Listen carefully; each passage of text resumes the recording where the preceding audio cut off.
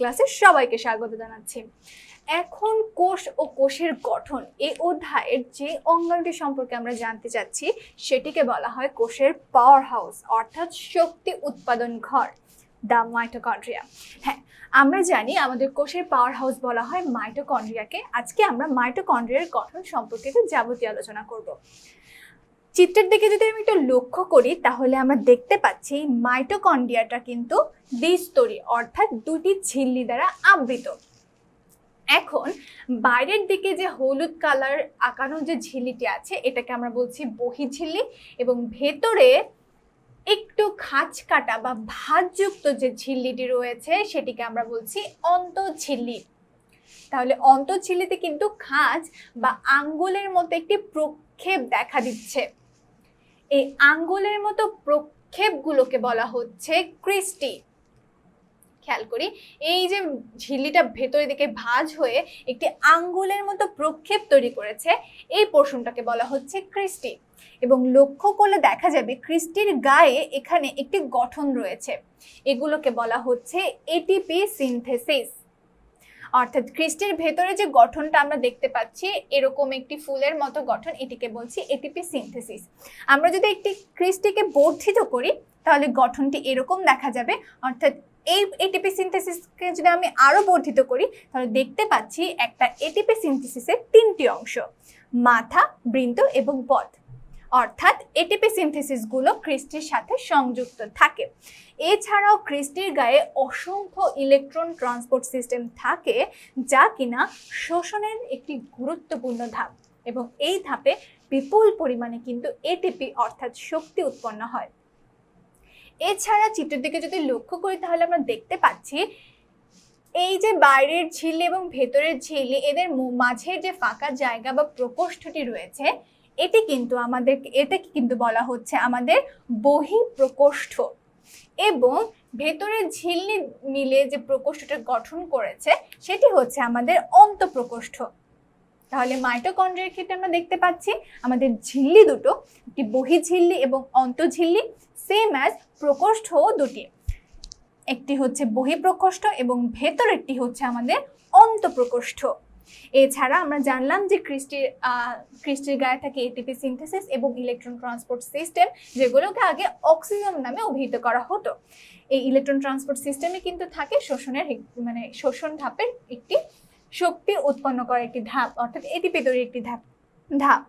এছাড়াও মাইটোকন্ড্রিয়া রয়েছে নিজস্ব ডিএনএ এবং রাইবোজোম, অর্থাৎ এটাকে বলা হয় মাইটোকন্ড্রিয়াল রাইবোজোম, যেটা হচ্ছে আমাদের 70S রাইবোজোম। খেয়াল করে দেখি 70S রাইবোজোমগুলো কিন্তু আমাদের আদিকোষী প্রাণীদের ক্ষেত্রে দেখা যেত, অর্থাৎ প্রকৃতকোষী ক্ষেত্রে রাইবোজোমটি হতো 80S, এবং আদিকোষী কোষী সকল উদ্ভিদের ক্ষেত্রে আমরা দেখতাম সেখানে থাকবে হচ্ছে 70S। তাহলে মাইটোকন্ড্রিয়াতে যে রাইবোজোমটি রয়েছে সেটিও কিন্তু 70S ধরনের রাইবোজোম। এছাড়াও মাইটোকন্ড্রিয়া রয়েছে নিজস্ব ডিএনএ। এই ডিএনএ দ্বারা মাইটোকন্ড্রিয়া নিজের স্বরূপ তৈরি করতে পারে, অর্থাৎ নিজের অনুরূপ একটি তৈরি করতে পারে এবং নিজস্ব স্বকীয় বৈশিষ্ট্যগুলো নিজে ধারণ করতে পারে, এবং রাইবোজোমের মাধ্যমে সে প্রোটিন তৈরি করতে পারে এবং জৈবিক কার্যাবলীগুলোও কিন্তু সম্পাদন করতে পারে। এজন্য অনেক বিজ্ঞানী মনে করেন মাইটোকন্ড্রিয়া একটি অঙ্গাণু নয়, একটি আলাদা জীবসত্তা। কালক্রমে বা বিবর্তনের ধারায় এই মাইটোকন্ড্রিয়া এবং একটি নতুন জীবসত্তা আমাদের দেহে প্রবেশ করেছে এবং আমাদের দেহে কোষের সাথে অন্যান্য অঙ্গাণুর সাথে সিম্বায়োসিস অর্থাৎ সহ অবস্থানের মাধ্যমে অবস্থান করছে। যদিও এখন এর বাস্তবিক প্রমাণ এখনো আসেনি, কিন্তু অনেক বিজ্ঞানী এটা মনে করছেন বিকজ অফ এই মাইটোকন্ড্রিয়ার নিজস্ব ডিএনএ এবং রাইবোজোমের জন্য এবং এদের কার্যাবলীর জন্য। যেমন এরা নিজেদের শক্তি উৎপন্ন করতে পারছে, জৈবিক কার্যাবলীর জন্য এরা বিপুল সংখ্যক এনজাইম ধারণ করে, আর আমরা জানি এনজাইমগুলো আমাদের জৈব রাসায়নিক কার্যাবলী নিয়ন্ত্রণের জন্য খুবই গুরুত্বপূর্ণ ভূমিকা পালন করে। এদের নিজস্ব ডিএনএ, রাইবোজোম, এনজাইম, শক্তি উৎপন্ন কর্মপদ্ধতি সবকিছু একটি জীবসত্তা, একটি ইন্ডিভিজুয়াল জীবসত্তার দিকেই আঙ্গুল তুলে দিচ্ছে। এখন মাইটোকন্ড্রিয়ার ভেতরে, বহিঃঝিল্লির ভেতরে একটি জেলি সদৃশ পদার্থ থাকে, সেটিকে বলা হয় হচ্ছে ম্যাট্রিক্স। এই ম্যাট্রিক্সের মধ্যেই সমস্ত জিনিসগুলো ধারণ করা হয়। এখন আমরা যদি মাইটোকন্ড্রিয়ার রাসায়নিক গঠনের দিকে একটু লক্ষ্য করি তাহলে দেখতে পাচ্ছি মাইটোকন্ড্রিয়াতে রয়েছে প্রোটিন, যেটা রয়েছে প্রোটিন হচ্ছে মাইটোকন্ড্রিয়ার শুষ্ক ওজনের 65% থাকে হচ্ছে প্রোটিন। গ্লিসারাইড সমূহ থাকে শুষ্ক ওজনের 29%, অর্থাৎ প্রোটিন থাকে 65% এবং গ্লিসারাইড সমূহ থাকে হচ্ছে 29%। এছাড়াও কিছু লিপিড থাকে যেগুলোর 90% হচ্ছে ফসফোলিপিড, লাইক লেসিথিন এবং সেফালিন। লেসিথিন এবং সেফালিন মাইটোকন্ড্রিয়ার শুষ্ক ওজনের থাকে 4%। কোলেস্টেরল থাকে 2%। এছাড়া এর ডিএনএ আরএনএ থাকে এবং এনজাইম এবং কোএনজাইম থাকে। মাইটোকন্ড্রিয়াতে এনজাইম এবং কোএনজাইমের সংখ্যা 100, অর্থাৎ মাইটোকন্ড্রিয়া 100 রকমের এনজাইম এবং কোএনজাইম ধারণ করে। আর আমরা জানি এনজাইমগুলো যাবতীয় কিছু কার্যাবলী নিয়ন্ত্রণ করে, জৈবিক কার্যাবলী নিয়ন্ত্রণ করে। তাহলে মাইটোকন্ড্রিয়ার এই এনজাইম ধারণ ক্ষমতা কিন্তু খুবই গুরুত্বপূর্ণ একটি বৈশিষ্ট্য। এছাড়া তাদের নিজস্ব ডিএনএ এবং আরএনএ তো রয়েছে। মাইটোকন্ড্রিয়ার আমরা যদি সংখ্যা করি তাহলে দেখতে পাচ্ছি একটি কোষে যেহেতু কোষ ভেদে মাইটোকন্ড্রিয়ার সংখ্যার পার্থক্য হতে পারে, কিন্তু একটি কোষে 300 থেকে 400 সংখ্যক মাইটোকন্ড্রিয়া থাকতে পারে। এছাড়াও যে সকল কোষে আরো বেশি দরকার হয়, যেমন যকৃৎ কোষে কিন্তু এই সংখ্যারও অধিক মাইটোকন্ড্রিয়া থাকতে পারে। এছাড়া আমরা যদি মাইটোকন্ড্রিয়ার দিকে খেয়াল করি তাহলে আমরা দেখতে পাচ্ছি মাইটোকন্ড্রিয়াতে রয়েছে ইলেকট্রন ট্রান্সপোর্ট সিস্টেম। এছাড়াও আমরা জানি শ্বসনের যে গুরুত্বপূর্ণ ধাপগুলো রয়েছে সেখানে গ্লাইকোলাইসিস বাদে বাকি সবগুলো ধাপ কিন্তু সংগঠিত হয় এই মাইটোকন্ড্রিয়াতে। তাহলে শ্বসন প্রক্রিয়ার মাধ্যমে যে শক্তি উৎপন্ন হচ্ছে সেই শক্তি উৎপন্ন কিন্তু হয় মাইটোকন্ড্রিয়া।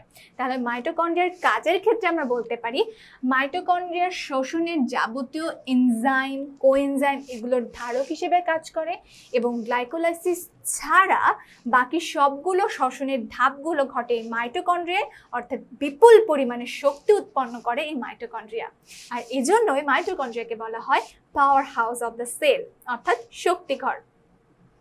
এছাড়াও মাইটোকন্ড্রিয়া কিছু পদার্থ অর্থাৎ বিভিন্ন ধরনের পদার্থ সংশ্লেষণ করতে পারে, যেমন লৌহ এবং স্টেরয়েড জাতীয় পদার্থ সমূহ। এছাড়া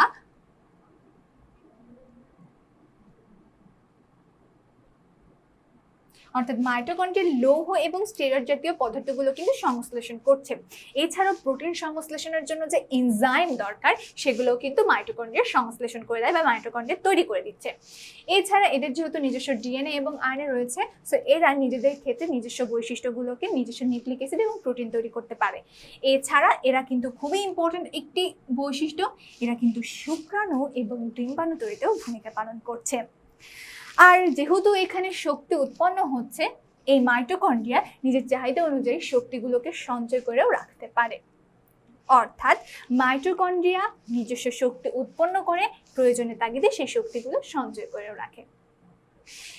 এখন ইন জেনারেল যদি আমি কনসেপ্টটাকে একটু সংক্ষিপ্ত করে ফেলি তাহলে আমরা দেখতেই পাচ্ছি মাইটোকন্ড্রিয়ার যে বাইরের আবরণটা রয়েছে বা বহিঃঝিল্লি রয়েছে সেই বহি গঠনটা কি করছে? বহি গঠনটা মাইটোকন্ড্রিয়ার ভেতরের যে গঠনটাকে রয়েছে সেই গঠনটাকে রক্ষা করছে বাইরের প্রতিকূল পরিবেশ থেকে। অর্থাৎ ভেতরের রক্ষণাত্মক যে সকল অঙ্গাণু আছে সেই সকল অঙ্গাণুগুলোকে রক্ষণ করছে হচ্ছে তার বহির গঠন বা বাইরের আবরণ। আর ভেতরে কি হচ্ছে? বিপুল পরিমাণে শক্তি উৎপন্ন হচ্ছে, এনজাইম কোএনজাইম তাদের কাজ করছে, বিভিন্ন ধরনের শুক্রাণু ডিম্বাণু তৈরি হওয়ার প্রক্রিয়া তৈরি হচ্ছে, প্রোটিন সংশ্লেষণের জন্য এনজাইম তৈরি হচ্ছে, প্রোটিন সংশ্লেষিত হচ্ছে, অর্থাৎ বিপুল পরিমাণে কর্ম সম্পাদন হচ্ছে এই মাইটোকন্ড্রিয়ার ভেতরের দিকে। এজন্য বলা হয় মাইটোকন্ড্রিয়ার বহিঃগঠন হচ্ছে রক্ষণাত্মক এবং অন্তর্গঠন হচ্ছে কর্মধায়ক। অর্থাৎ বহির্গঠনটা রক্ষণে ভূমিকা পালন করছে এবং অন্তর্গঠনে হচ্ছে কর্ম সম্পাদন হচ্ছে। এই ছিল মাইটোকন্ড্রিয়া সম্পর্কে সংক্ষিপ্ত একটি আলোচনা। আশা করি তোমরা সবাই বুঝতে পেরেছো। ধন্যবাদ সবাইকে।